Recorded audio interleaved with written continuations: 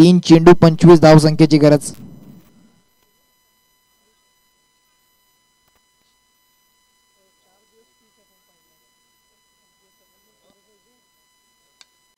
यावेळेला फटका चांगला, ताकद होती, नजाकत होती, इलेव्हेशन प्राप्त झालंय. बॉल सरळ सीमारेषेच्या बाहेर, षटकार जरूर आलाय परंतु खूप वेळ झाला हे फटके येण्याकरिता. पहिल्या षटकामध्ये हे फटके येणं गरजेचं होतं, तर मॅच मध्ये तुम्ही बनून राहिले असते, परंतु आता वेळ झालाय. 2 बॉल आणि धावा करायच्या आहेत, त्या तुम्हाला तब्बल 19, 2 चेंडू 19 धावसंख्येची गरज.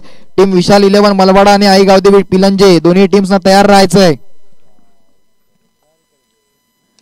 याही वेळेला बॅटच्या रडार मध्ये सापडला, बॉलला फेकून दिलंय लांब लांब लांब. फलंदाज रोहितच्या बॅट मधनं इट्स हाय अँड हँडसम. षटकार 6.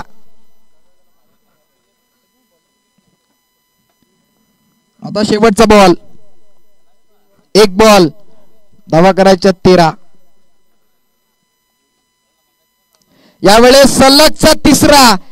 3 बॉल वरती 3 षटकार जरूर ठोकले परंतु मॅच विन झालीये ती अर्थातच टीम मल्हारपाडा कुडूस संघ विजयी होतीये.